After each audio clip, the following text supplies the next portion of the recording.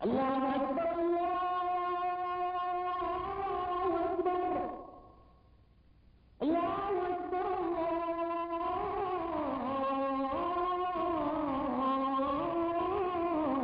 اکبر اشہد ان لا الہ الا اللہ۔ بلایا جا رہا ہے نماز جمعہ کی طرف۔ ایک بستی پٹھان کوٹ کے باشندے اپنے اپنے گھروں سے نکل کر مسجد کی طرف روانہ ہو رہے ہیں۔ پیشاور، کاریگر، راج مزدور اور کاشتکار سب مسجد کی سمت چلے آ رہے ہیں۔ کچھ دن پہلے تک یہ سب لوگ روایتی طور پر بس نماز پڑھنے جاتے تھے، لیکن جب سے ایک نوجوان عالم نے نماز سے قبل بڑے سادہ الفاظ میں دلنشین انداز میں دل کو لگتی مثالوں کے ذریعے مسلمان ہونے کا مطلب بتانا شروع کیا ہے، مسجد میں آنے والوں کے ذوق اور شوق کا عجیب عالم ہے۔ جیسے انہیں دین کا مفہوم اب معلوم ہوا ہے، جیسے وہ ازسر نو مسلمان ہو رہے ہیں، جیسے وہ اندھیرے میں تھے اب اجالے میں آ گئے ہیں۔ نمازوں کا لطف دوبالا ہو گیا ہے، مالک حقیقی کے آگے ماتھا ٹیکنے کو دل چاہنے لگا ہے، زندگی کو مطلب اور معنی مل گئے ہیں۔ یہ بات 50 سال پہلے کی ہے، 50 سال، لیکن نہیں، یہ بات تو 1400 سال پرانی ہے، پر عجب شان ہے کہ ہر آن تر و تازہ ہے۔ جب سید مودودی نے اپنے خطبات جمعہ میں اسلام کی حقیقی، ستھری اور نکھری، بلا میل اور ملاوٹ دعوت پیش کی تو جیسے پیاسوں کو پانی مل گیا۔ یہ خطبات کریا کریا نگر نگر خوب پھیلے، کتنی ہی زبانوں میں اس کے ترجمے ہوئے، کتنے ہی لاکھ انسان اس سے متاثر ہوئے اور ایسے متاثر ہوئے کہ اسی دعوت کے ہو رہے۔ یہ سلسلہ آج بھی جاری ہے، یہ پیغام، یہ آواز آج بھی پھیل رہی ہے۔ اب آپ انہیں سن سکتے ہیں، پڑھ نہیں سکتے تو کیا ہوا، اور پڑھنے کے لیے وقت نہیں تو کیا ہوا، ٹھیک اسی طرح سن سکتے ہیں جس طرح اولین سننے والوں نے سنا تھا۔ ان خطبات کا موضوع انسان ہے، ہم آپ جیسا انسان۔ آئیے سنتے ہیں سید صفیر حسن کی زبانی۔ الحمدللہ نحمده ونستعینه ونستغفره ونؤمن به ونتوکل علیہ ونعوذ باللہ من شرور انفسنا ومن سیئات اعمالنا من يهده الله فلا مضل له ومن يضلله فلا هادي له ونشهد ان لا اله الا الله وحده لا شريك له ونشهد ان سيدنا ونبينا ومولانا محمدا عبده ورسوله اما بعد۔ برادران اسلام، ہر مسلمان سچے دل سے یہ سمجھتا ہے کہ دنیا میں خدا کی سب سے بڑی نعمت اسلام ہے۔ ہر مسلمان اس بات پر خدا کا شکر ادا کرتا ہے کہ اس نے نبی کریم صلی اللہ علیہ وسلم کی امت میں اس کو شامل کیا اور اسلام کی نعمت اس کو عطا کی۔ خود اللہ تعالیٰ بھی اس کو اپنے بندوں پر اپنا سب سے بڑا انعام قرار دیتا ہے، جیسا کہ قرآن مجید میں ارشاد ہوا، الیوم اکملت لکم دینکم واتممت علیکم نعمتی ورضیت لکم الاسلام دینا۔ آج میں نے تمہارا دین تمہارے لیے کامل کر دیا اور تم پر اپنی نعمت پوری کر دی اور تمہارے لیے اس بات کو پسند کر لیا کہ تمہارا دین اسلام ہو۔ یہ احسان جو اللہ تعالیٰ نے آپ پر فرمایا ہے، اس کا حق ادا کرنا آپ پر فرض ہے، کیونکہ جو شخص کسی کے احسان کا حق ادا نہیں کرتا وہ احسان فراموش ہوتا ہے، اور سب سے بدتر احسان فراموشی یہ ہے کہ انسان اپنے خدا کے احسان کا حق بھول جائے۔ آپ پوچھیں گے کہ خدا کے احسان کا حق کس طرح ادا کیا جائے؟ میں اس کے جواب میں کہوں گا کہ جب خدا نے آپ کو امت محمدیہ صلی اللہ علیہ وسلم میں شامل کیا ہے تو اس کے اس احسان کا صحیح شکر یہ ہے کہ آپ محمد صلی اللہ علیہ وسلم کے پورے پیرو بنے۔ جب خدا نے آپ کو مسلمانوں کی ملت میں شامل کیا ہے تو اس کی اس مہربانی کا حق آپ اسی طرح ادا کر سکتے ہیں کہ آپ پورے مسلمان بنیں۔ اس کے سوا خدا کے اس احسان عظیم کا حق آپ اور کسی طرح ادا نہیں کر سکتے، اور یہ حق اگر آپ نے ادا نہ کیا تو جتنا بڑا خدا کا احسان ہے اتنا ہی بڑا اس کی احسان فراموشی کا وبال بھی ہوگا۔ خدا ہم سب کو اس وبال سے بچائے، آمین۔ اب آپ پوچھیں گے کہ پورا مسلمان بننے کا مطلب کیا ہے؟ آئیے میں آپ کو بتاؤں کہ سچا مسلمان کسے کہتے ہیں اور ایمان کے معنی کیا ہیں۔ آپ کو معلوم ہے کہ انسان ایک کلمہ پڑھ کر مسلمان بنتا ہے، اور وہ کلمہ بھی کچھ بہت زیادہ لمبا چوڑا نہیں ہے، صرف چند لفظ ہیں، لا الہ الا اللہ محمد الرسول اللہ، اللہ کے سوا کوئی خدا نہیں، محمد اللہ کے رسول ہیں۔ ان الفاظ کو زبان سے ادا کرتے ہی آدمی کچھ سے کچھ ہو جاتا ہے، پہلے کافر تھا اب مسلمان ہو گیا، پہلے ناپاک تھا اب پاک ہو گیا، پہلے خدا کے غضب کا مستحق تھا اب اس کا پیارا ہو گیا، پہلے دوزخ میں جانے والا تھا اب جنت کا دروازہ اس کے لیے کھل گیا۔ اور بات صرف اتنے ہی پر نہیں رہتی، یہ کلمہ ایسی چیز ہے جو غیروں کو ایک دوسرے سے ملا دیتی ہے اور اپنوں کو ایک دوسرے سے کاٹ دیتی ہے۔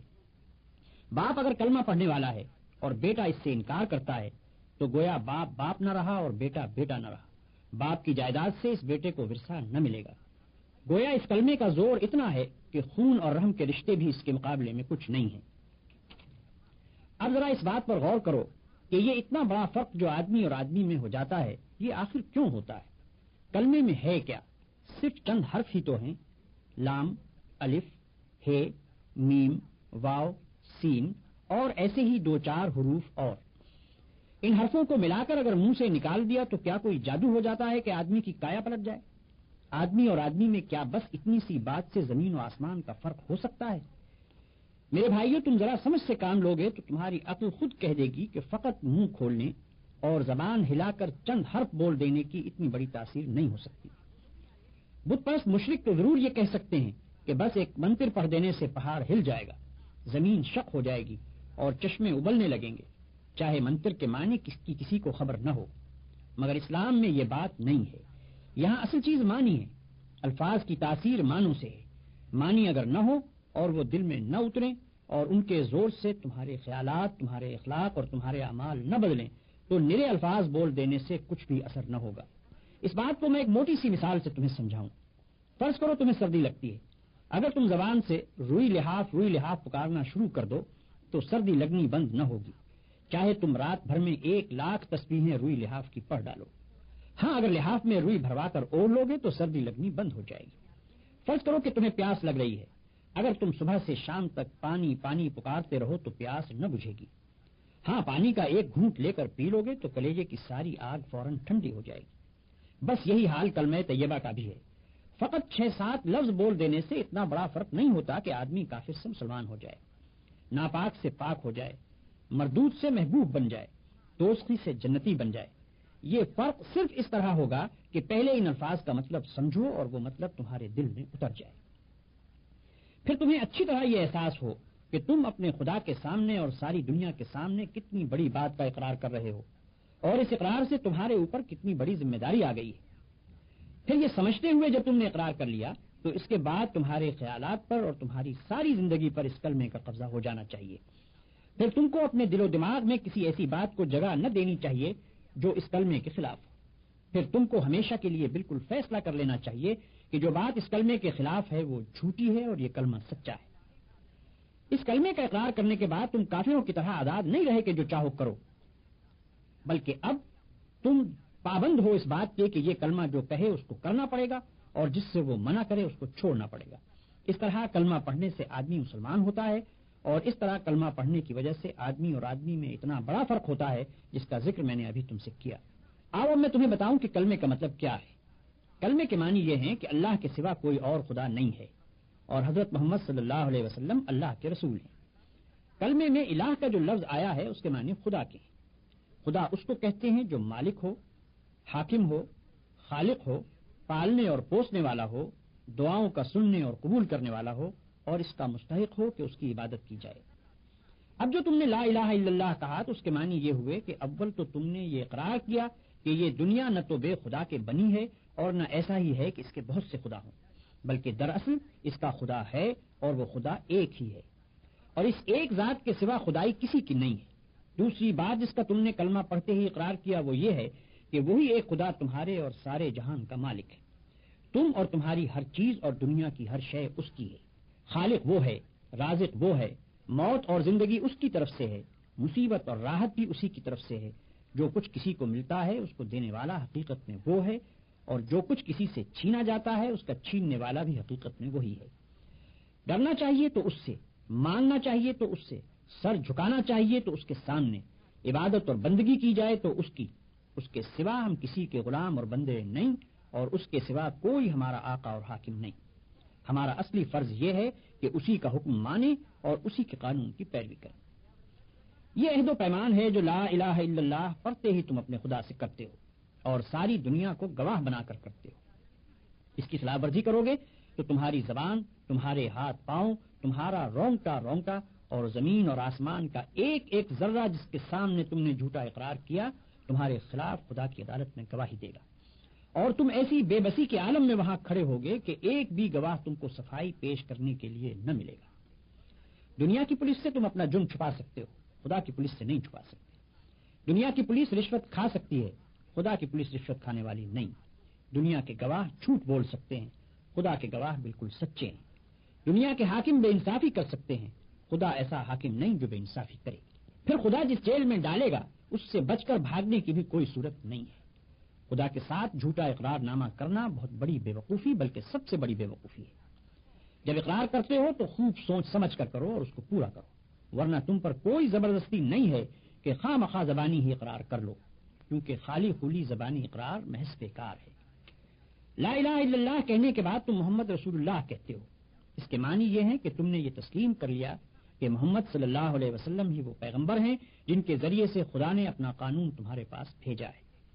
خدا کو اپنا آقا اور شہنشاہ مان لینے کے بعد یہ معلوم ہونا ضروری تھا کہ اس شہنشاہ کے احکام کیا ہیں، ہم کون سے کام کریں جن سے وہ خوش ہوتا ہے اور کون سے کام نہ کریں جن سے وہ ناراض ہوتا ہے، کس قانون پر چلنے سے وہ ہم کو بخشے گا اور اس کی خلاف ورزی کرنے پر وہ ہم کو سزا دے گا۔ یہ سب باتیں بتانے کے لیے خدا نے محمد صلی اللہ علیہ وسلم کو اپنا پیغامبر مقرر کیا۔ آپ صلی اللہ علیہ وسلم کے ذریعے سے اپنی کتاب ہمارے پاس بھیجی اور آپ نے خدا کے حکم کے مطابق زندگی بسر کر کے ہم کو بتا دیا کہ مسلمانوں کو اس طرح زندگی بسر کرنی چاہیے۔ بس جب تم نے محمد رسول اللہ کہا تو گویا اقرار کر لیا کہ جو قانون اور جو طریقہ حضور صلی اللہ علیہ وسلم نے بتایا ہے تم اسی کی پیروی کرو گے، اور جو قانون اس کے خلاف ہے اس پر لعنت بھیجو گے۔ یہ اقرار کرنے کے بعد اگر تم نے حضور صلی اللہ علیہ وسلم کے لائے ہوئے قانون کو چھوڑ دیا اور دنیا کے قانون کو مانتے رہے تو تم سے بڑھ کر جھوٹا اور بے ایمان کوئی نہ ہوگا، کیونکہ تم یہی اقرار کر کے تو اسلام میں داخل ہوئے تھے کہ محمد صلی اللہ علیہ وسلم کا لایا ہوا قانون حق ہے اور اسی کی تم پیروی کرو گے۔ اسی اقرار کی بدولت تو تم مسلمانوں کے بھائی بنے، اسی کی بدولت تم نے باپ سے ورثہ پایا، اسی کی بدولت ایک مسلمان عورت سے تمہارا نکاح ہوا، اسی کی بدولت تمہاری اولاد تمہاری جائز اولاد بنی، اور اگر ان سب کے باوجود تم نے اپنا اقرار توڑ دیا تو اس سے بڑھ کر دنیا میں کون سی بے ایمانی ہو سکتی ہے۔ اگر تم لا الہ الا اللہ محمد رسول اللہ کے معنی جانتے ہو اور جان بوجھ کر اس کا اقرار کرتے ہو تو تم کو ہر حال میں خدا کے قانون کی پیروی کرنی چاہیے، خواہ اس کی پیروی پر مجبور کرنے والی کوئی پولیس اور عدالت اس دنیا میں نظر نہ آتی ہو۔ جو شخص یہ سمجھتا ہے کہ خدا کی پولیس اور فوج اور عدالت اور جیل کہیں موجود نہیں ہے اس لیے اس کے قانون کو توڑنا آسان ہے، اور گورنمنٹ کی پولیس، فوج، عدالت اور جیل موجود ہے اس لیے اس کے قانون کو توڑنا مشکل ہے، ایسے شخص کے متعلق میں صاف کہتا ہوں کہ وہ لا الہ الا اللہ محمد رسول اللہ کا جھوٹا اقرار کرتا ہے، اپنے خدا کو، ساری دنیا کو، تمام مسلمانوں کو اور خود اپنے نفس کو دھوکہ دیتا ہے۔ بھائیو اور دوستو، ابھی میں نے تمہارے سامنے کلمہ طیبہ کے معنی بیان کیے ہیں، اب اسی سلسلے میں ایک اور پہلو کی طرف تم کو توجہ دلاتا ہوں۔ تم اقرار کرتے ہو کہ اللہ تمہارا اور ہر چیز کا مالک ہے، اس کے کیا معنی؟ اس کے معنی یہ ہیں کہ تمہاری جان تمہاری اپنی نہیں، خدا کی ملک ہے، تمہارے ہاتھ اپنے نہیں، تمہاری آنکھیں اور تمہارے کان اور تمہارے جسم کا کوئی عضو تمہارا اپنا نہیں، یہ زمینیں جن کو تم جوتتے ہو، یہ جانور جن سے تم خدمت لیتے ہو، یہ مال اسباب جن سے تم فائدہ اٹھاتے ہو، ان میں سے بھی کوئی چیز تمہاری نہیں، ہر چیز خدا کی ملک ہے اور خدا کی طرف سے عطیے کے طور پر تمہیں ملی ہے۔ اس بات کا اقرار کرنے کے بعد تمہیں یہ کہنے کا کیا حق ہے کہ جان میری ہے، جسم میرا ہے، مال میرا ہے اور فلاں چیز میری ہے؟ دوسرے کو مالک کہنا اور پھر اس کی چیز کو اپنی قرار دینا بالکل ایک لغو بات ہے۔ اگر در حقیقت یہ بات سچے دل سے مانتے ہو کہ ان سب چیزوں کا مالک خدا ہی ہے تو اس سے دو باتیں خود بخود تم پر لازم ہو جاتی ہیں۔ ایک یہ کہ جب مالک خدا ہے اور اس نے اپنی ملکیت امانت کے طور پر تمہارے حوالے کی ہے تو جس طرح مالک کہتا ہے اسی طرح ان چیزوں سے کام لینا چاہیے۔ اس کی مرضی کے خلاف ان سے کام لیتے ہو تو دھوکہ بازی کرتے ہو۔ تم اپنے ان ہاتھوں اور پاؤں کو بھی اس کی پسند کے خلاف ہلانے کا حق نہیں رکھتے۔ تم ان آنکھوں سے بھی اس کی مرضی کے خلاف دیکھنے کا کام نہیں لے سکتے۔ تم کو اس پیٹ میں بھی کوئی ایسی چیز ڈالنے کا حق نہیں ہے جو اس کی مرضی کے خلاف ہو۔ تمہیں ان زمینوں اور ان جائیدادوں پر بھی مالک کے منشا کے خلاف کوئی حق حاصل نہیں ہے۔ تمہاری بیویاں جن کو تم اپنی کہتے ہو اور تمہاری اولاد جن کو تم اپنی کہتے ہو یہ بھی صرف اس لیے تمہاری ہیں کہ تمہارے مالک کی دی ہوئی ہے، لہذا تم کو ان سے بھی اپنی خواہش کے مطابق نہیں بلکہ مالک کے حکم کے مطابق ہی برتاؤ کرنا چاہیے۔ اگر اس کے خلاف کرو گے تو تمہاری حیثیت غاصب کی ہوگی، جس طرح دوسرے کی زمین پر قبضہ کرنے والے کو تم کہتے ہو کہ وہ بے ایمان ہے، اسی طرح اگر خدا کی دی ہوئی چیزوں کو تم اپنا سمجھ کر اپنی مرضی کے مطابق استعمال کرو گے یا خدا کے سوا کسی اور کی مرضی کے مطابق ان سے کام لوگے تو وہی بے ایمانی کا الزام تم پر بھی آئے گا۔ اگر مالک کی مرضی کے مطابق کام کرنے میں کوئی نقصان ہوتا ہے تو ہوا کرے، جان جاتی ہے تو جائے، ہاتھ پاؤں ٹوٹتے ہیں تو ٹوٹیں، اولاد کا نقصان ہوتا ہے تو ہو، مال و جائیداد برباد ہو تو ہوا کرے، تمہیں کیوں غم ہو؟ جس کی چیز ہے وہی اگر نقصان پسند کرتا ہو تو اس کو حق ہے۔ ہاں، اگر مالک کی مرضی کے خلاف تم کام کرو اور اس میں کسی چیز کا نقصان ہو تو بلا شبہ تم مجرم ہو، کیونکہ دوسرے کے مال کو تم نے خراب کیا۔ تم خود اپنی جان کے مختار نہیں ہو، مالک کی مرضی کے مطابق جان دو گے تو مالک کا حق ادا کر دو گے، اس کے خلاف کام کرنے میں جان دو گے تو یہ بے ایمانی ہوگی۔ دوسری بات یہ ہے کہ مالک نے جو چیز تمہیں دی ہے اس کو اگر تم مالک ہی کے کام میں صرف کرتے ہو تو کسی پر احسان نہیں کرتے، نہ مالک پر احسان ہے نہ کسی اور پر۔ تم نے اگر اس کی راہ میں کچھ دیا یا کچھ خدمت کی یا جان دے دی جو تمہارے نزدیک بہت بڑی چیز ہے تب بھی کوئی احسان کسی پر نہیں کیا۔ زیادہ سے زیادہ جو کام تم نے کیا وہ بس اتنا ہی تو ہے کہ مالک کا حق جو تم پر تھا وہ تم نے ادا کر دیا۔ یہ کون سی ایسی بات ہے جس پر کوئی پھولے اور فخر کرے اور یہ چاہے کہ اس کی تعریفیں کی جائیں اور یہ سمجھے کہ اس نے کوئی بہت بڑا کام کیا ہے جس پر اس کی بڑائی تسلیم کی جائے؟ یاد رکھو کہ سچا مسلمان مالک کی راہ میں کچھ خرچ کرنے یا کچھ خدمت کرنے کے بعد پھولتا نہیں ہے بلکہ خاکساری اختیار کرتا ہے۔ فخر کرنا کار خیر کو برباد کر دیتا ہے۔ تعریف کی خواہش جس نے کی اور اس کی خاطر کوئی کار خیر کیا وہ خدا کے ہاں کسی اجر کا مستحق نہ رہا، کیونکہ اس نے تو اپنے کام کا معاوضہ دنیا ہی میں مانگا اور یہیں اس کو مل بھی گیا۔ بھائیو، اپنے مالک کا احسان دیکھو کہ اپنی چیز تم سے لیتا ہے اور پھر کہتا ہے کہ یہ چیز میں نے تم سے خریدی ہے اور اس کا معاوضہ میں تمہیں دوں گا۔ اللہ اکبر! اس شان جود و کرم کا بھی کوئی ٹھکانہ ہے؟ قرآن میں ارشاد ہوتا ہے کہ ان اللہ اشتری من المؤمنین انفسهم واموالهم بان لهم الجنہ، اللہ نے ایمانداروں سے ان کی جانیں اور ان کے مال خرید لیے ہیں اس معاوضے میں کہ ان کے لیے جنت ہے۔ یہ تو مالک کا برتاؤ تمہارے ساتھ ہے، اب ذرا اپنا برتاؤ بھی دیکھو۔ جو چیز مالک نے تم کو دی تھی اور جس کو مالک نے پھر تم سے معاوضہ دے کر خرید بھی لیا اس کو غیروں کے ہاتھ بیچتے ہو، نہایت ذلیل معاوضے لے کر بیچتے ہو۔ وہ مالک کی مرضی کے خلاف تم سے کام لیتے ہیں اور تم یہ سمجھ کر ان کی خدمت کرتے ہو کہ گویا رازق وہ ہیں۔ تم اپنے دماغ بیچتے ہو، اپنے ہاتھ پاؤں بیچتے ہو، اپنے جسم کی طاقتیں بیچتے ہو اور وہ سب کچھ بیچتے ہو جس کو خدا کے باغی خریدنا چاہتے ہیں۔ اس سے بڑھ کر بد اخلاقی اور کیا ہو سکتی ہے؟ بیچی ہوئی چیز کو بیچنا قانونی اور اخلاقی جرم ہے۔ دنیا میں اس پر دغابازی اور فریب دہی کا مقدمہ چلایا جاتا ہے۔ کیا تم سمجھتے ہو کہ خدا کی عدالت میں اس پر مقدمہ نہیں چلایا جائے گا؟ آئیے اب دوسرا خطبہ سنتے ہیں۔ الحمدللہ نحمده ونستعینه ونستغفره ونؤمن به ونتوکل علیہ ونعوذ باللہ من شرور انفسنا ومن سیئات اعمالنا من يهده الله فلا مضل له ومن يضلله فلا هادي له ونشهد ان لا اله الا الله وحده لا شريك له ونشهد ان سيدنا ونبينا ومولانا محمدا عبده ورسوله اما بعد۔ برادران اسلام، اب میں آپ کو بتاؤں گا کہ عبادت کا مطلب کیا ہے۔ مسلمان عام طور پر اس لفظ کو بولتے ہیں مگر بہت کم آدمی اس کا صحیح مطلب جانتے ہیں۔ اللہ تعالیٰ نے اپنی کتاب پاک میں بیان فرمایا ہے وما خلقت الجن والانس الا لیعبدون، یعنی میں نے جن اور انسان کو اس کے سوا اور کسی غرض کے لیے پیدا نہیں کیا کہ وہ میری عبادت کریں۔ اس آیت سے معلوم ہوا کہ آپ کی پیدائش اور آپ کی زندگی کا مقصد اللہ کی عبادت کے سوا اور کچھ نہیں ہے۔ اب آپ اندازہ کر سکتے ہیں کہ عبادت کا مطلب جاننا آپ کے لیے کس قدر ضروری ہے۔ اگر آپ اس کے صحیح معنی سے ناواقف ہوں گے تو گویا اس مقصد ہی کو پورا نہ کر سکیں گے جس کے لیے آپ کو پیدا کیا گیا ہے، اور جو چیز اپنے مقصد کو پورا نہیں کرتی وہ ناکام ہوتی ہے۔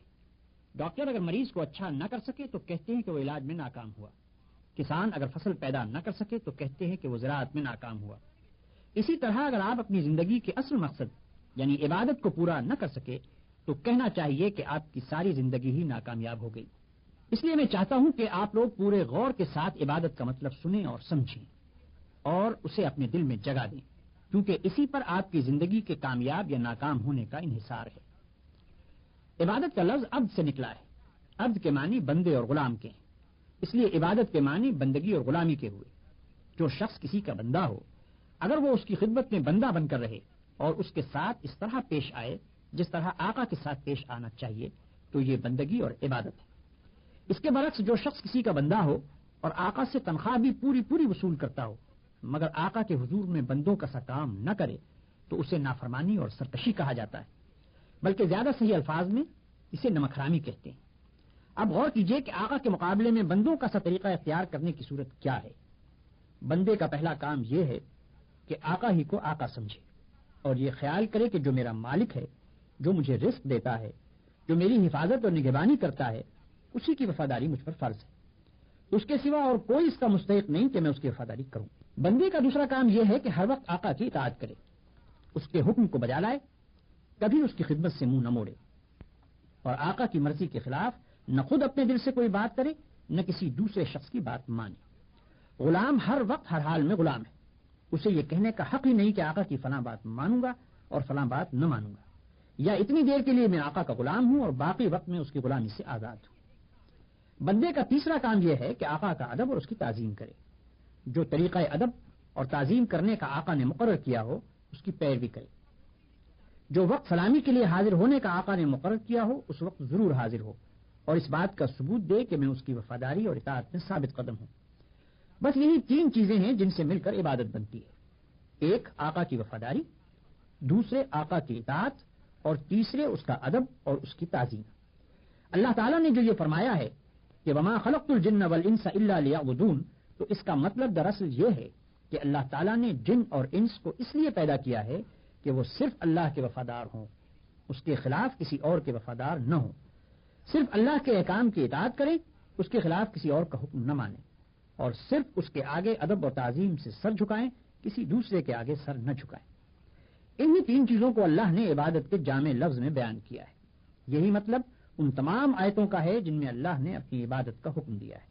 ہمارے نبی کریم صلی اللہ علیہ وسلم اور آپ سے پہلے جتنے نبی خدا کی طرف سے آئے ہیں ان سب کی تعلیم کا سارا لب لباب یہی ہے کہ اللہ تعبدوا الا ایاہ، اللہ کے سوا کسی کی عبادت نہ کرو، یعنی صرف ایک بادشاہ ہے جس کا تمہیں وفادار ہونا چاہیے اور وہ بادشاہ اللہ ہے، صرف ایک قانون ہے جس کی تمہیں پیروی کرنی چاہیے اور وہ قانون اللہ کا قانون ہے، اور صرف ایک ہی ہستی ایسی ہے جس کی تمہیں پوجا اور پرستش کرنی چاہیے اور وہ ہستی اللہ کی۔ عبادت کا یہ مطلب اپنے ذہن میں رکھیے اور پھر ذرا میرے سوالات کے جواب دیتے جائیے۔ آپ اس نوکر کے متعلق کیا کہیں گے جو آقا کی مقرر کی ہوئی ڈیوٹی پر جانے کے بجائے ہر وقت بس اس کے سامنے ہاتھ باندھے کھڑا رہے اور لاکھوں مرتبہ اس کا نام جپتا چلا جائے؟ آقا اس سے کہتا ہے کہ جا کر فلاں فلاں آدمیوں کے حق ادا کر، مگر یہ جاتا نہیں، بلکہ وہیں کھڑے کھڑے آقا کو جھک جھک کر 10 سلام کرتا ہے اور پھر ہاتھ باندھ کر کھڑا ہو جاتا ہے۔ آقا اسے حکم دیتا ہے کہ جا اور فلاں فلاں خرابیوں کو مٹا دے، مگر یہ 1 انچ وہاں سے نہیں ہٹتا اور سجدے پر سجدے کیے چلا جاتا ہے۔ آقا حکم دیتا ہے کہ چور کا ہاتھ کاٹ دے، یہ حکم سن کر بس وہیں کھڑے کھڑے نہایت خوش الہانی کے ساتھ چور کا ہاتھ کاٹ دے، چور کا ہاتھ کاٹ دے 20 مرتبہ پڑھتا رہتا ہے، مگر ایک دفعہ بھی اس نظام حکومت کے قیام کی کوشش نہیں کرتا جس میں چور کا ہاتھ کاٹا جا سکے۔ کیا آپ کہہ سکتے ہیں کہ یہ شخص حقیقت میں آقا کی بندگی کر رہا ہے؟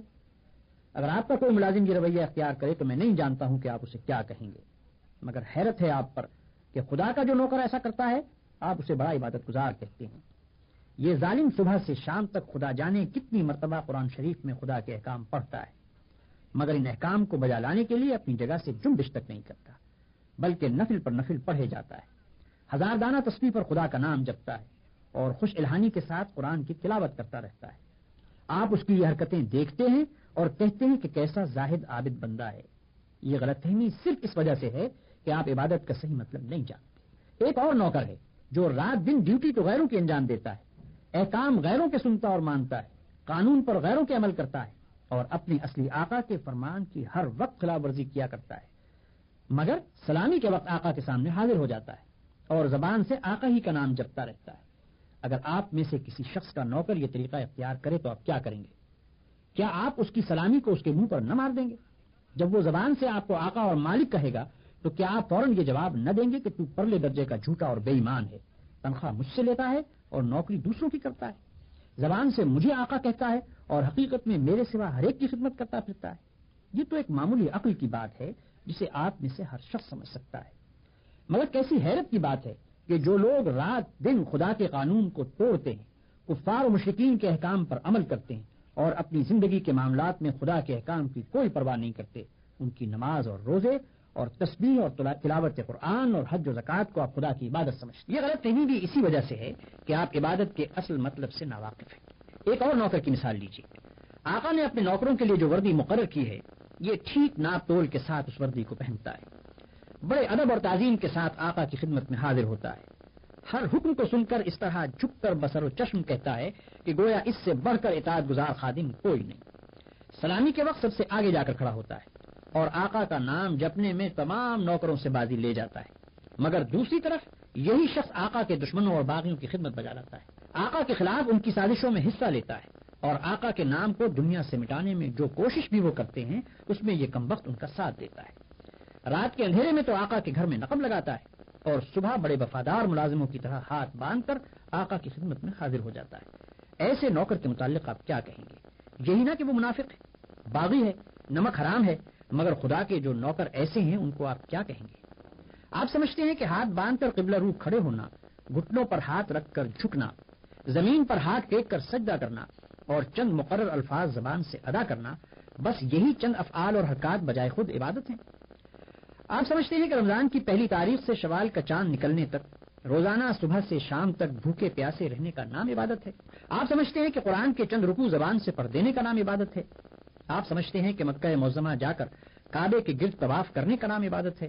غرض آپ نے چند افعال کی ظاہری شکلوں کا نام عبادت رکھ چھوڑا ہے، اور جب کوئی شخص ان شکلوں کے ساتھ ان افعال کو ادا کر دیتا ہے تو آپ خیال کرتے ہیں کہ اس نے خدا کی عبادت کر دی اور اس کی تخلیق کا مقصد پورا ہو گیا، اب وہ اپنی زندگی میں آزاد ہے کہ جو چاہے کرے۔ لیکن اصل حقیقت یہ ہے کہ اللہ نے جس عبادت کے لیے آپ کو پیدا کیا ہے اور جس کا آپ کو حکم دیا ہے وہ کچھ اور ہی چیز ہے۔ وہ عبادت یہ ہے کہ آپ اپنی زندگی میں ہر وقت ہر حال میں خدا کی اطاعت کریں اور ہر اس قانون کی پابندی سے آزاد ہو جائیں جو قانون الہی کے خلاف ہے۔ آپ کی ہر جنبش اس حد کے اندر ہو جو خدا نے آپ کے لیے مقرر کی ہے، آپ کا ہر فعل اس طریقے کے مطابق ہو جو خدا نے بتا دیا ہے۔ اس طرز پر جو زندگی آپ بسر کریں گے وہ پوری کی پوری عبادت ہوگی۔ ایسی زندگی میں آپ کا سونا بھی عبادت ہے اور جاگنا بھی، کھانا بھی عبادت ہے اور پینا بھی، چلنا پھرنا بھی عبادت ہے اور بات کرنا بھی، حتیٰ کہ اپنی بیوی کے پاس جانا اور اپنے بچے کو پیار کرنا بھی عبادت ہے۔ جن کاموں کو آپ بالکل دنیا داری کہتے ہیں وہ سب دینداری اور عبادت ہیں اگر آپ ان کو انجام دینے میں خدا کی مقرر کی ہوئی حدوں کا لحاظ کریں اور زندگی میں ہر قدم پر یہ دیکھ کر چلیں کہ خدا کے نزدیک جائز کیا ہے اور ناجائز کیا، حلال کیا ہے اور حرام کیا، فرض کیا چیز کی گئی ہے اور منع کس چیز سے کیا گیا ہے، کس چیز سے خدا خوش ہوتا ہے اور کس سے ناراض ہوتا ہے۔ مثلا آپ روزی کمانے کے لیے نکلتے ہیں، اس کام میں بہت سے مواقع ایسے بھی آتے ہیں جن میں حرام کا مال کافی آسانی کے ساتھ آپ کو مل سکتا ہے۔ اگر آپ نے خدا سے ڈر کر وہ مال نہ لیا اور صرف حلال کی روٹی کما کر لائے تو یہ جتنا وقت آپ نے روٹی کمانے پر صرف کیا یہ سب عبادت تھا، اور یہ روٹی گھر لا کر جو آپ نے خود کھائی اور اپنی بیوی بچوں اور خدا کے مقرر کیے ہوئے دوسرے حقداروں کو کھلائی، اس سب پر آپ اجر و ثواب کے مستحق ہو گئے۔ آپ نے اگر راستہ چلنے میں کوئی پتھر یا کانٹا ہٹا دیا اس خیال سے کہ خدا کے بندوں کو تکلیف نہ ہو تو یہ بھی عبادت ہے۔ آپ نے اگر کسی بیمار کی خدمت کی یا کسی اندھے کو راستہ چلایا یا کسی مصیبت زدہ کی مدد کی تو یہ بھی عبادت ہے۔ آپ نے اگر بات چیت کرنے میں جھوٹ سے، غیبت سے، بدگوئی اور دل آزاری سے پرہیز کیا اور خدا سے ڈر کر صرف حق بات کی تو جتنا وقت آپ نے بات چیت میں صرف کیا وہ سب عبادت میں صرف ہوا۔ بس خدا کی اصلی عبادت یہ ہے کہ ہوش سنبھالنے کے بعد سے مرتے دم تک آپ خدا کے قانون پر چلیں اور اس کے احکام کے مطابق زندگی بسر کریں۔ اس عبادت کے لیے کوئی وقت مقرر نہیں ہے، یہ عبادت ہر وقت ہونی چاہیے۔ اس عبادت کی کوئی ایک شکل نہیں ہے، ہر کام اور ہر شکل میں اسی کی عبادت ہونی چاہیے۔ جب آپ یہ نہیں کہہ سکتے کہ میں فلاں وقت خدا کا بندہ ہوں اور فلاں وقت اس کا بندہ نہیں ہوں تو آپ یہ بھی نہیں کہہ سکتے کہ فلاں وقت خدا کی بندگی وہ عبادت کے لیے ہے اور فلاں وقت اس کی بندگی وہ عبادت کے لیے نہیں ہے۔ بھائیوں، آپ کو عبادت کا مطلب معلوم ہو گیا اور یہ بھی معلوم ہو گیا کہ زندگی میں ہر وقت ہر حال میں خدا کی بندگی اور اطاعت کا نام ہی عبادت ہے۔ اب آپ پوچھیں گے کہ یہ نماز، روزہ اور حج وغیرہ کیا چیزیں ہیں؟ اس کا جواب یہ ہے کہ دراصل یہ عبادتیں جو اللہ نے آپ پر فرض کی ہیں ان کا مقصد آپ کو اس بڑی عبادت کے لیے تیار کرنا ہے جو آپ کو زندگی میں ہر وقت ہر حال میں ادا کرنی چاہیے۔ نماز آپ کو دن میں 5 وقت یاد دلاتی ہے کہ تم اللہ کے بندے ہو، اسی کی بندگی تمہیں کرنی چاہیے۔ روزہ سال میں 1 مرتبہ پورے 1 مہینے تک آپ کو اسی بندگی کے لیے تیار کرتا ہے۔ زکوٰۃ آپ کو بار بار توجہ دلاتی ہے کہ یہ مال جو تم نے کمایا ہے یہ خدا کا عطیہ ہے، اس کو صرف اپنے نفس کی خواہشات پر صرف نہ کر دو بلکہ اپنے مالک کا حق ادا کرو۔ حج دل پر خدا کی محبت اور بزرگی کا ایسا نقش بٹھاتا ہے کہ اگر ایک مرتبہ وہ بیٹھ جائے تو تمام عمر اس کا اثر دل سے دور نہیں ہو سکتا۔ ان سب عبادتوں کو ادا کرنے کے بعد اگر آپ اس قابل ہو گئے کہ آپ کی ساری زندگی خدا کی عبادت بن جائے تو بلا شبہ آپ کی نماز نماز ہے اور روزہ روزہ ہے، زکوٰۃ زکوٰۃ ہے اور حج حج ہے۔ لیکن اگر یہ مقصد پورا نہ ہوا تو محض رکوع اور سجدہ کرنے اور بھوک پیاس کے ساتھ دن گزارنے اور حج کی رسمیں ادا کر دینے اور زکوٰۃ کی رقم نکال دینے سے کچھ حاصل نہیں۔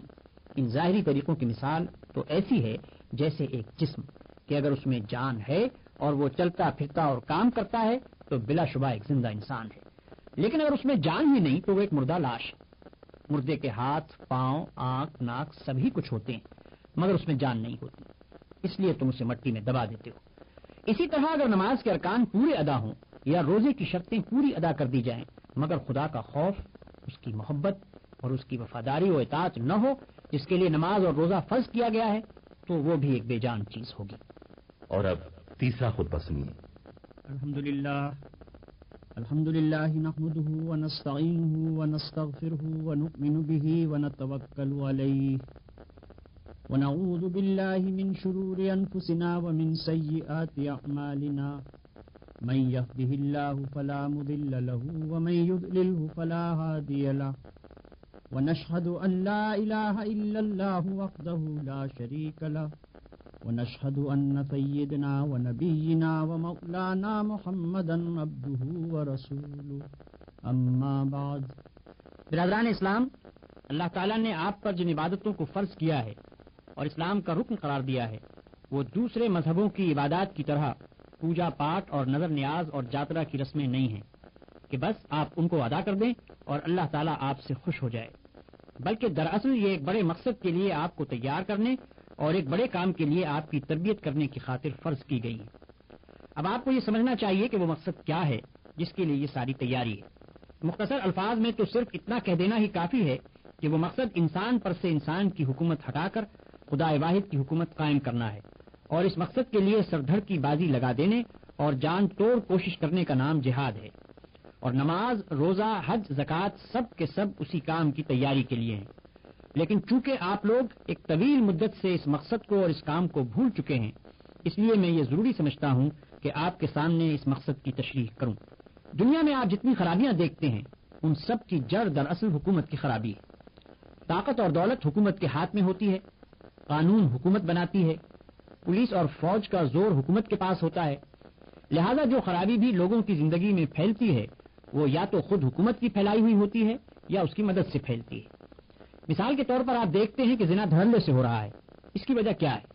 وجہ اس کے سوا کچھ نہیں کہ حکومت کے اختیارات جن لوگوں کے ہاتھ میں ہیں ان کی نگاہ میں زنا کوئی جرم نہیں ہے، وہ خود اس کام کو کرتے ہیں اور دوسروں کو کرنے دیتے ہیں، ورنہ وہ اسے بند کرنا چاہیں تو یہ کام اس دھڑلے سے نہیں چل سکتا۔ آپ دیکھتے ہیں کہ سودخواری کا بازار خوب گرم ہو رہا ہے اور مالدار لوگ غریبوں کا خون چوسے چلے جاتے ہیں۔ یہ کیوں؟ صرف اس لیے کہ حکومت خود سود کھاتی ہے، سود کھلاتی ہے اور کھانے والوں کو مدد دیتی ہے، اور اس کی حمایت ہی کے بل پر یہ بڑے بڑے ساہوکارے اور بینک چل رہے ہیں۔ آپ دیکھتے ہیں کہ لوگوں میں بے حیائی اور بد اخلاقی روز بروز بڑھتی چلی جا رہی ہے۔ یہ کس لیے؟ محض اس لیے کہ حکومت نے لوگوں کی تعلیم و تربیت کا ایسا ہی انتظام کیا ہے، اور اس کو اخلاق اور انسانیت کے وہی نمونے پسند ہیں جو آپ کو نظر آ رہے ہیں۔ کسی دوسرے طرز کی تعلیم و تربیت سے آپ کسی اور نمونے کے انسان تیار کرنا چاہیں تو ذرائع کہاں سے لائیں گے؟ اور تھوڑے بہت تیار کر بھی دیں تو وہ کھپیں گے کہاں؟ رزق کے دروازے اور کھپت کے میدان تو سارے کے سارے بگڑی ہوئی حکومت کے قبضے میں ہیں۔ آپ دیکھتے ہیں کہ دنیا میں بے حد و حساب خریزی ہو رہی ہے، انسان کا علم اس کی تباہی کے لیے استعمال کیا جا رہا ہے، انسان کی محنت کے پھل آگ کی نظر کیے جا رہے ہیں، اور بیش قیمت جانیں مٹی کے ٹھیکروں سے بھی زیادہ بے دردی کے ساتھ ضائع کی جا رہی ہیں۔ یہ کس وجہ سے؟ صرف اس وجہ سے کہ آدم کی اولاد میں جو لوگ سب سے زیادہ شریر اور بد نفس تھے وہ دنیا کی قوموں کے رہنما اور اقتدار کی باغوں کے مالک ہیں۔ قوت ان کے ہاتھ میں ہے، اس لیے وہ دنیا کو جدھر چلا رہے ہیں اسی طرف دنیا چل رہی ہے۔ علم، دولت، محنت، جان، ہر چیز کا جو مصرف انہوں نے تجویز کیا ہے اسی میں ہر چیز صرف ہو رہی ہے۔ آپ دیکھتے ہیں کہ دنیا میں ہر طرف ظلم ہو رہا ہے، کمزور کے لیے کہیں انصاف نہیں، غریب کی زندگی دشوار ہے، عدالتیں بنیے کی دکان بنی ہوئی ہیں، جہاں سے صرف روپے کے عوض ہی انصاف خریدا جا سکتا ہے۔ لوگوں سے بے حساب ٹیکس وصول کیے جاتے ہیں اور افسروں کی شاہانہ تنخواہوں پر، بڑی بڑی عمارتوں پر، لڑائی کے گولہ بارود پر اور ایسی ہی دوسری فضول خرچیوں پر اڑا دیے جاتے ہیں۔ ساہوکار، زمیندار، نواب اور رئیس، خطاب یافتہ اور خطاب کے امیدوار، عمائدین، گدی نشین، پیر اور مہنت، سینما کمپنیوں کے مالک، شراب کے تاجر، فحش کتابیں اور رسالے شائع کرنے والے، جوئے کا کاروبار چلانے والے اور ایسے ہی بہت سے لوگ خلق خدا کی جان، مال، عزت، اخلاق، ہر چیز کو تباہ کرنے پر تلے ہوئے ہیں اور کوئی ان کو روکنے والا نہیں۔ یہ سب کیوں ہو رہا ہے؟ صرف اس لیے کہ حکومت کی کل بگڑی ہوئی ہے۔ طاقت جن ہاتھوں میں ہے وہ خراب ہے، وہ خود بھی ظلم کرتے ہیں اور ظالموں کا ساتھ بھی دیتے ہیں، اور جو ظلم بھی ہوتا ہے اس وجہ سے ہوتا ہے کہ وہ اس کے ہونے کے خواہش مند یا کم از کم روادار ہیں۔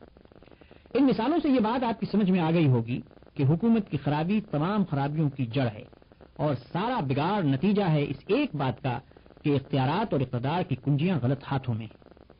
یہ بات جب آپ کے ذہن نشین ہو گئی تو یہ سمجھنا آپ کے لیے آسان ہے کہ خلق خدا کی اصلاح کرنے اور لوگوں کو تباہی کے راستوں سے بچا کر فلاح اور سعادت کے راستے پر لانے کے لیے اس کے سوا کوئی چارہ نہیں ہے کہ حکومت کے بگاڑ کو درست کیا جائے۔ معمولی عقل کا آدمی بھی اس بات کو سمجھ سکتا ہے کہ جہاں لوگوں کو زنا کی آزادی حاصل ہو وہاں زنا کے خلاف خواہ کتنا ہی واز کیا جائے زنا کا بند ہونا محال ہے۔ شراب، جوا، سود، رشوت، فحش تماشے، بے حیائی کے لباس، بد اخلاق بنانے والی تعلیم اور ایسی ہی دوسری چیزیں اگر آپ وازوں سے دور کرنا چاہیں تو کامیابی ناممکن ہے۔ جو لوگ خلق خدا کو لوٹتے اور اخلاق کو تباہ کرتے ہیں ان کو آپ محض پند و نصیحت سے چاہیں کہ اپنے فائدوں سے ہاتھ دھو لیں تو یہ کسی طرح ممکن نہیں۔ ہاں، اقتدار ہاتھ میں لے کر آپ بزور ان کا خاتمہ کر دیں تو ساری خرابیوں کا انسداد ہو سکتا ہے۔ اگر آپ چاہیں کہ بندگان خدا کی محنت، دولت، ذہانت و قابلیت غلط راستوں میں ضائع ہونے سے بچے اور صحیح راستوں میں صرف ہو، اگر آپ چاہیں کہ ظلم مٹے اور انصاف ہو، اگر آپ چاہیں کہ زمین میں فساد نہ ہو، انسان کا خون نہ چوسے، نہ بہائے، دبے اور گرے ہوئے انسان اٹھائے جائیں اور تمام انسانوں کو یکساں عزت، امن، خوشحالی اور ترقی کے مواقع حاصل ہوں تو محض تبلیغ و تلقین کے زور سے یہ کام نہیں ہو سکتا۔ اس بات کو سمجھنے کے لیے کچھ بہت زیادہ غور و فکر کرنے کی بھی ضرورت نہیں کہ جو کوئی حقیقت میں خدا کی زمین سے فتنہ و فساد کو مٹانا چاہتا ہو اور واقعی یہ چاہتا ہو کہ خلق خدا کی اصلاح ہو تو اس کے لیے محض واعظ اور ناصح بن کر کام کرنا فضول ہے۔ اسے اٹھنا چاہیے اور غلط اصول کی حکومت کا خاتمہ کر کے غلط کار لوگوں کے ہاتھ سے اقتدار چھین کر صحیح اصول اور صحیح طریقے کی حکومت قائم کرنی چاہیے۔ یہ نقطہ سمجھ لینے کے بعد ایک قدم اور آگے بڑھیے۔ سوال یہ پیدا ہوتا ہے کہ خود حکومت کی خرابی کا بنیادی سبب کیا ہے؟ اس خرابی کی جڑ کہاں ہے؟ اس کا جواب یہ ہے کہ خرابی کی جڑ دراصل انسان پر انسان کی حکومت ہے اور اصلاح کی کوئی صورت اس کے سوا نہیں ہے کہ انسان پر خدا کی حکومت ہو۔ اتنے بڑے سوال کا اتنا مختصر سا جواب سن کر آپ تعجب نہ کریں۔ اس سوال کی تحقیق میں جتنا کھوج آپ لگائیں گے یہی جواب آپ کو ملے گا۔ ذرا غور تو کیجئے، یہ زمین جس پر آپ رہتے ہیں یہ خدا کی بنائی ہوئی ہے یا کسی اور کی؟ یہ انسان جو زمین پر بستے ہیں ان کو خدا نے پیدا کیا ہے یا کسی اور نے؟ یہ بے شمار اسباب زندگی جن کے بل پر سب انسان جی رہے ہیں انہیں خدا نے مہیا کیا ہے یا کسی اور نے؟ اگر ان سب سوالات کا جواب یہی ہے اور اس کے سوا کچھ نہیں کہ زمین اور انسان اور یہ تمام سامان خدا ہی کے پیدا کیے ہوئے ہیں تو اس کے معنی یہ ہوئے کہ ملک خدا کا ہے، دولت خدا کی ہے اور رعیت بھی خدا کی ہے۔ پھر جب معاملہ یہ ہے تو آخر کوئی اس کا حقدار کیسے ہو گیا کہ خدا کے ملک میں اپنا حکم چلائے؟ آخر یہ کس طرح صحیح ہو سکتا ہے کہ خدا کی رعیت پر خدا کے سوا کسی دوسرے کا قانون یا خود رعیت کا اپنا بنایا ہوا قانون جاری ہو؟ ملک کسی کا ہو اور حکم دوسرے کا چلے، ملکیت کسی کی ہو اور مالک کوئی دوسرا بن جائے، رعیت کسی کی ہو اور اس پر فرمانروائی دوسرا کرے۔ یہ بات آپ کی عقل کیسے قبول کر سکتی ہے؟ ایسا ہونا تو صریح حق کے خلاف ہے، اور چونکہ یہ حق کے خلاف ہے اس لیے جہاں کہیں اور جب کبھی ایسا ہوتا ہے نتیجہ برا ہی نکلتا ہے۔ جن انسانوں کے ہاتھ میں قانون بنانے اور حکم چلانے کے اختیارات آتے ہیں، اول تو ان کے پاس اتنا علم نہیں ہوتا کہ انسانی معاملات کو چلانے کے لیے صحیح قاعدے اور قانون بنا سکے، اور پھر اس سے بھی زیادہ خطرناک بات یہ ہے کہ خدا کے خوف اور خدا کے سامنے جواب دہی سے غافل ہو کر لا محالہ وہ شکر بے مہار بن جاتے ہیں۔ ذرا سی عقل اس بات کو سمجھنے کے لیے کافی ہے کہ جو انسان خدا سے بے خوف ہو، جسے یہ فکر ہو ہی نہیں کہ کسی کو حساب دینا ہے، جو اپنی جگہ یہ سمجھ رہا ہو کہ اوپر کوئی نہیں جو مجھ سے پوچھ گچھ کرنے والا ہو، وہ طاقت اور اختیارات پا کر شکر بے مہار نہ بنے گا تو اور کیا بنے گا؟ کیا آپ سمجھتے ہیں کہ ایسے شخص کے ہاتھ میں جب لوگوں کے رزق کی کنجیاں ہوں، جب لوگوں کی جانیں اور ان کے مال اس کی مٹھی میں ہوں، جب ہزاروں لاکھوں سر اس کے حکم کے آگے جھک رہے ہوں تو کیا وہ راستی اور انصاف پر قائم رہ جائے گا؟ کیا آپ توقع کرتے ہیں کہ وہ خزانوں کا امین ثابت ہوگا؟ کیا آپ امید رکھتے ہیں کہ وہ حق مارنے، حرام کھانے اور بندگان خدا کو اپنی خواہشات کا غلام بنانے سے باز رہے گا؟ کیا آپ کے نزدیک یہ ممکن ہے کہ ایسا شخص خود بھی سیدھے راستے پر چلے اور دوسروں کو بھی سیدھا چلائے؟ ہرگز نہیں، ہرگز نہیں۔ ایسا ہونا عقل کے خلاف ہے۔ ہزارہ برس کا تجربہ اس کے خلاف شہادت دیتا ہے۔ آج اپنی آنکھوں سے آپ خود دیکھ رہے ہیں کہ جو لوگ خدا سے بے خوف اور آخرت کی جواب دہی سے غافل ہیں وہ اختیارات پا کر کس قدر ظالم، خائن اور بدراہ ہو جاتے ہیں۔ لہذا حکومت کی بنیاد میں جس اصلاح کی ضرورت ہے وہ یہ ہے کہ انسان پر انسان کی حکومت نہ ہو بلکہ خدا کی حکومت ہو۔ اس حکومت کو چلانے والے خود مالک الملک نہ بنے بلکہ خدا کو بادشاہ تسلیم کر کے اس کے نائب اور امین کی حیثیت سے کام کریں، اور یہ سمجھتے ہوئے اپنے فرائض انجام دیں کہ آخر کار اس امانت کا حساب اس بادشاہ کو دینا ہے جو کھلے اور چھپے کا جاننے والا ہے۔ قانون اس خدا کی ہدایت پر مبنی ہو جو تمام حقیقتوں کا علم رکھتا ہے اور دانائی کا سرچشمہ ہے۔ اس قانون کو بدلنے یا اس میں ترمیم و تنسیخ کرنے کے اختیارات کسی کو نہ ہو تاکہ وہ انسانوں کی جہالت یا خود غرضی اور ناروا خواہشات کے دخل پا جانے سے بگڑ نہ جائے۔ یہی وہ بنیادی اصلاح ہے جس کو اسلام جاری کرنا چاہتا ہے۔ جو لوگ خدا کو اپنا بادشاہ تسلیم کر لیں اور اس قانون پر جو خدا نے اپنے نبی صلی اللہ علیہ وسلم کے ذریعے سے بھیجا ہے ایمان لے آئیں، ان سے اسلام یہ مطالبہ کرتا ہے کہ وہ اپنے بادشاہ کے ملک میں اس کا قانون جاری کرنے کے لیے اٹھیں۔ اس کی رعیت میں سے جو لوگ باغی ہو گئے ہیں اور خود مالک الملک بن بیٹھے ہیں ان کا زور توڑ دیں اور اللہ کی رعیت کو دوسروں کی رعیت بننے سے بچائیں۔ اسلام کی نگاہ میں یہ بات ہرگز کافی نہیں ہے کہ تم نے خدا کو خدا اور اس کے قانون کو قانون برحق مان لیا۔ نہیں، اس کو ماننے کے ساتھ ہی آپ یہ فرض تم پر عائد ہو جاتا ہے کہ جہاں بھی تم ہو، جس سرزمین میں بھی تمہاری سکونت ہو، وہاں خلق خدا کی اصلاح کے لیے اٹھو۔ حکومت کے غلط اصول کو صحیح اصول سے بدلنے کی کوشش کرو۔ نا خدا ترس اور شکر بے مہار قسم کے لوگوں سے قانون سازی اور فرما روائی کے اقدار چھین لو اور بندگان خدا کی رہنمائی اور سربراہ کاری اپنے ہاتھ میں لے کر خدا کے قانون کے مطابق آخرت کی ذمہ داری اور جواب دہی کا اور خدا کے عالم الغیب ہونے کا یقین رکھتے ہوئے حکومت کے معاملات انجام دو۔ اسی کوشش اور اسی جدوجہد کا نام جہاد ہے۔ لیکن حکومت اور فرمانروائی جیسی بد بلا ہے، ہر شخص اس کو جانتا ہے۔ اس کے حاصل ہونے کا خیال آتے ہی انسان کے اندر لالچ کے طوفان اٹھنے لگتے ہیں۔ خواہشات نفسانی یہ چاہتی ہیں کہ زمین کے خزانے اور خلق خدا کی گردنیں اپنے ہاتھ میں آئیں تو دل کھول کر خدائی کی جائے۔ حکومت کے اختیارات پر قبضہ کر لینا اتنا مشکل نہیں جتنا ان اختیارات کے ہاتھ آ جانے کے بعد خدا بننے سے بچنا اور بندہ خدا بن کر کام کرنا مشکل ہے۔ پھر بھلا فائدہ ہی کیا ہوا اگر فرعون کو ہٹا کر تم خود فرعون بن گئے؟ لہذا اس شدید آزمائش کے کام کی طرف بلانے سے پہلے اسلام تم کو اس کے لیے تیار کرنا ضروری سمجھتا ہے کہ تم کو حکومت کا دعویٰ لے کر اٹھنے اور دنیا سے لڑنے کا حق اس وقت تک ہرگز نہیں پہنچتا جب تک تمہارے دل سے خود غرضی اور نفسانیت نہ نکل جائے، جب تک تم میں اتنی پاک نفسی پیدا نہ ہو جائے کہ تمہاری لڑائی اپنی ذاتی یا قومی اغراض کے لیے نہ ہو بلکہ صرف اللہ کی رضا، اس کی مخلوق کی اصلاح کے لیے ہو، اور جب تک تم میں یہ صلاحیت مستحکم نہ ہو جائے کہ حکومت پا کر تم اپنی خواہشات کی پیروی نہ کرو بلکہ خدا کے قانون کی پیروی پر ثابت قدم رہ سکو۔ محض یہ بات کہ تم کلمہ پڑھ کر اسلام میں داخل ہو گئے ہو تمہیں اس کا مستحق نہیں بنا دیتی کہ اسلام تمہیں خلق خدا پر ٹوٹ پڑنے کا حکم دے دے اور پھر تم خدا اور رسول کا نام لے لے کر وہی سب حرکتیں کرنے لگو جو خدا کے باغی اور ظالم لوگ کرتے ہیں۔ قبل اس کے کہ اتنی بڑی ذمہ داریوں کا بوجھ اٹھانے کے لیے تم کو حکم دیا جائے، اسلام یہ ضروری سمجھتا ہے کہ تم میں وہ طاقت پیدا کی جائے جس سے تم اس بوجھ کو سہار سکو۔ یہ نماز اور روزہ اور یہ زکوٰۃ اور حج دراصل اسی تیاری اور تربیت کے لیے اللہ کا دین ان تمام آدمیوں کو جو اس کی ملازمت میں بھرتی ہوں پہلے خاص طریقے سے تربیت دیتا ہے، پھر ان سے جہاد اور حکومت الہی کی خدمت لینا چاہتا ہے۔ دین الہی کو جو کام اپنے آدمیوں سے لینا ہے وہ چونکہ سارا کا سارا ہے ہی اخلاقی کام، اس لیے وہ سب سے زیادہ اہم اس بات کو سمجھتا ہے کہ انہیں خدا ترس اور نیک نفس بنائے۔ وہ ان میں اتنی طاقت پیدا کرنا چاہتا ہے کہ جب وہ زمین میں خدا کی خلافت قائم کرنے کا دعویٰ لے کر اٹھے تو اپنے دعوے کو سچا کر کے دکھا سکے۔ وہ لڑیں تو اس لیے نہ لڑیں کہ انہیں خود اپنے واسطے مال و دولت اور زمین درکار ہے، بلکہ ان کے عمل سے ثابت ہو جائے کہ ان کی لڑائی خالص خدا کی رضا کے لیے ہے اور اس کے بندوں کی فلاح و بہبود کے لیے ہے۔ وہ فتح پائیں تو متکبر و سرکش نہ ہوں بلکہ ان کے سر خدا کے آگے جھکے رہیں۔ وہ حاکم بنیں تو لوگوں کو اپنا غلام نہ بنائیں بلکہ خود بھی خدا کے غلام بن کر رہیں اور دوسروں کو بھی خدا کے سوا کسی کا غلام نہ رہنے دیں۔ وہ زمین کے خزانوں پر قابض ہوں تو اپنی یا اپنے خاندان والوں یا اپنی قوم کے لوگوں کی جیبیں نہ بھرنے لگیں بلکہ خدا کے رزق کو اس کے بندوں پر انصاف کے ساتھ تقسیم کریں اور ایک سچے امانت دار کی طرح یہ سمجھتے ہوئے کام کریں کہ کوئی آنکھ ہمیں ہر حال میں دیکھ رہی ہے اور اوپر کوئی ہے جسے ہم کو ایک ایک پائی کا حساب دینا ہے۔ اس تربیت کے لیے ان عبادتوں کے سوا اور کوئی دوسرا طریقہ ممکن ہی نہیں ہے۔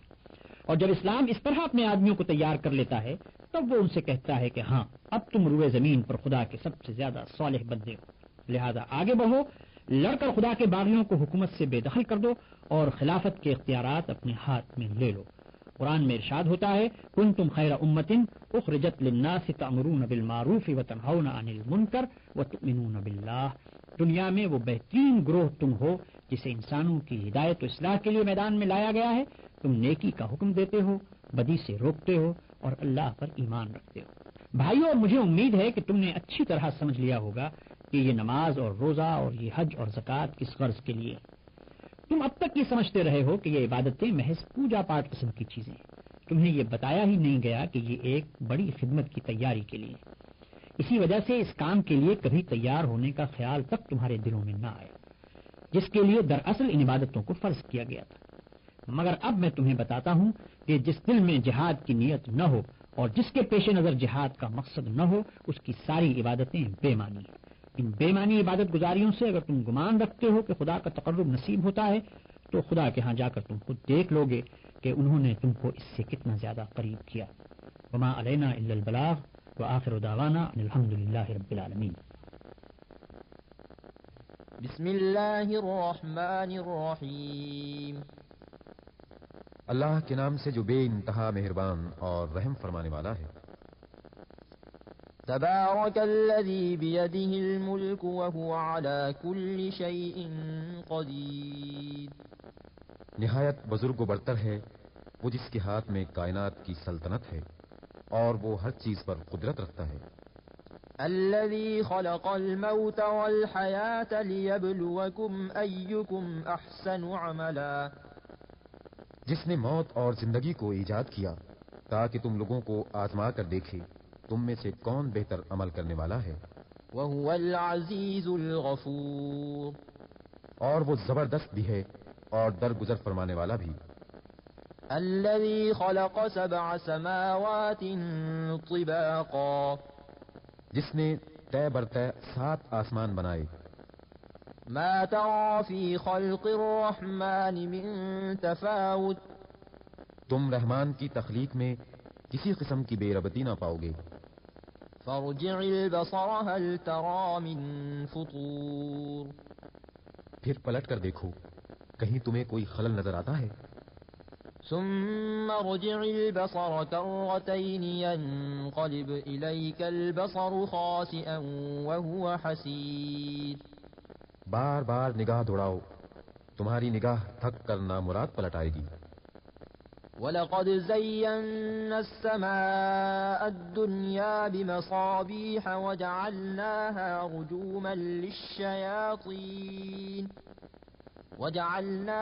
رُجُومًا لِلشَّيَاطِينِ وَأَعْتَدْنَا لَهُمْ عَذَابَ السَّعِيرِ۔ ہم نے تمہارے قریب کے آسمان کو عظیم الشان چراغوں سے آراستہ کیا ہے اور انہیں شیاطین کو مار بھگانے کا ذریعہ بنا دیا ہے۔ ان شیطانوں کے لیے بھڑکتی ہوئی آگ ہم نے مہیا کر رکھی ہے۔ وَلِلَّذِينَ كَفَرُوا بِرَبِّهِمْ عَذَابُ جَهَنَّمَ وَبِئْسَ الْمَصِيرُ۔ جن لوگوں نے اپنے رب سے کفر کیا ہے ان کے لیے جہنم کا عذاب ہے اور وہ بہت ہی برا ٹھکانہ ہے۔ إِذَا أُلْقُوا فِيهَا سَمِعُوا لَهَا شَهِيقًا وَهِيَ تَفُورُ تَكَادُ تَمَيَّزُ مِنَ الْغَيْظِ۔ جب وہ اس میں پھینکے جائیں گے تو اس کے دھاڑنے کی ہولناک آواز سنیں گے اور وہ جوش کھا رہی ہوگی، شدت غضب سے پھٹی جاتی ہوگی۔ كلما ألقي فيها فوج سألهم خزنتها ألم يأتكم نذير۔ ہر بار جب کوئی انبوہ اس میں ڈالا جائے گا اس کے کارندے ان لوگوں سے پوچھیں گے کیا تمہارے پاس کوئی خبردار کرنے والا نہیں آیا تھا؟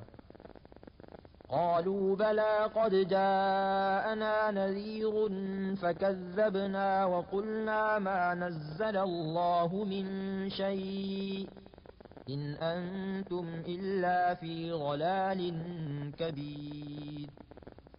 وہ جواب دیں گے ہاں خبردار کرنے والا ہمارے پاس آیا تھا مگر ہم نے اسے جھٹلا دیا اور کہا اللہ نے کچھ بھی نازل نہیں کیا ہے تم بڑی گمراہی میں پڑے ہوئے ہو. اللہ نے کچھ بھی نازل نہیں کیا ہے تم بڑی گمراہی میں پڑے ہوئے ہو. اللہ نے کچھ بھی نازل نہیں کیا ہے تم بڑی گمراہی میں پڑے ہوئے ہو. اللہ نے کچھ بھی نازل نہیں کیا ہے تم بڑی گمراہی میں پڑے ہوئے ہو.